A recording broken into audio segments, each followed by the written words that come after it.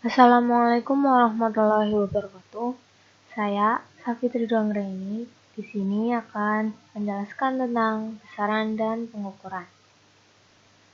Dari pengertian, besaran di dalam fisika adalah sesuatu yang dapat diukur, mempunyai nilai yang dinyatakan dengan angka-angka, dan pada umumnya memiliki satuan.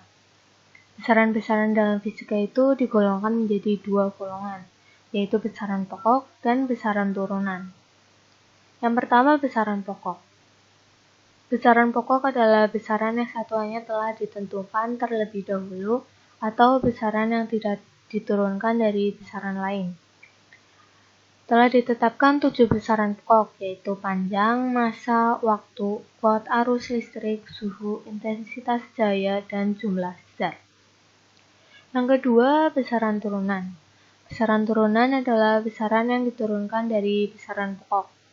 Beberapa besaran turunan yaitu luas, volume, percepatan, gaya, tekanan, dan lainnya.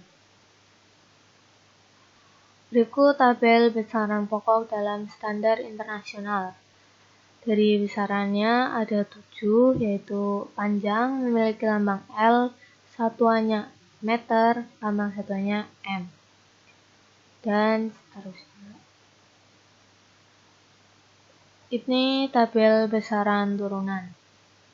Dari luas memiliki lambang A, satuannya meter persegi, lambang satuannya meter kuadrat, dan lainnya. Yang ketiga, standar internasional atau SI.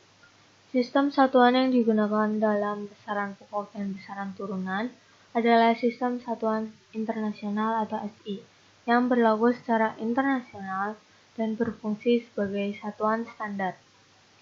Dimensi suatu besaran menunjukkan cara besaran itu tersusun dari besaran-besaran pokok. Dimensi dapat digunakan untuk membuktikan kesetaraan dua besaran. Syarat utama dalam satuan standar adalah: yang pertama, nilai satuannya harus sama. Yang kedua, mudah diperoleh kembali atau mudah ditiru. Yang ketiga, dapat diterima secara internasional. Definisi satuan standar untuk 3 besaran pokok yaitu meter untuk besaran panjang, kilogram untuk besaran massa, dan sekon untuk besaran waktu. Yang keempat, konversi satuan.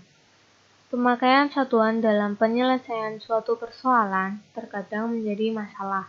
Karena perbedaan satuan, maka dari itu memerlukan suatu faktor konversi yang terdiri dari bilangan dan penyebut yang masing-masing memiliki satuan yang berbeda tetapi memiliki besaran yang sama. Sehingga faktor konversi bernilai 1. Misalnya dalam panjang, 1 ini tuh sama aja dengan 2,54 cm. 1 meter itu sama aja 39,7 inci atau sama aja dengan 3,281 kaki. Dalam massa, 1 slug itu sama dengan 14,59 kilo atau 1 ton itu sama aja 1000 kilo. Dalam waktu 1 jam tentu aja 3600 sekon. Dan penjelasan lainnya. Yang kelima, notasi ilmiah. Dalam melakukan pengukuran, seringkali kita menemukan bilangan yang sangat besar atau sangat kecil. Untuk menyelesaikannya, disusunlah notasi ilmiah ini. Dalam notasi ilmiah, kita menuliskan bilangan sebagai hasil kali bilangan A. 1 kurang dari A kurang dari 10 dengan bilangan 10 per pangkat yang disebut orde.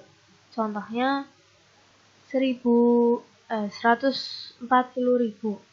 itu ditulisnya sama dengan 1,4 kali 10 pangkat 5 dan 0,0037 itu ditulisnya sama dengan 3,7 kali 10 pangkat min 3. Ini tabelnya.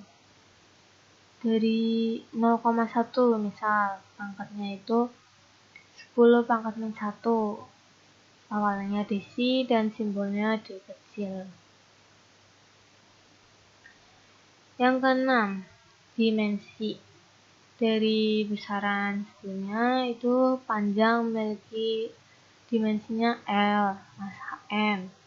Luas memiliki analisis panjang kali panjang dimensinya L kuadrat. Nah, manfaat dari konsep dimensi adalah untuk menganalisis benar atau salahnya suatu persamaan. Suatu persamaan dimensi besaran di ruas kiri harus sama dengan dimensi di ruas kanan. Misal, dalam persamaan gerak lurus beraturan, ada persamaan yang menghubungkan perpindahan dengan kecepatan dan waktu, yaitu S sama dengan V kali T. Jika kita analisis dimensinya, maka dimensi ruas kiri harus sama dengan dimensi ruas kanan.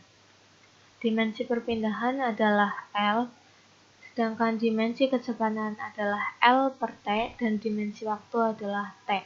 Maka S sama dengan T kali T itu L sama dengan L per T kali T.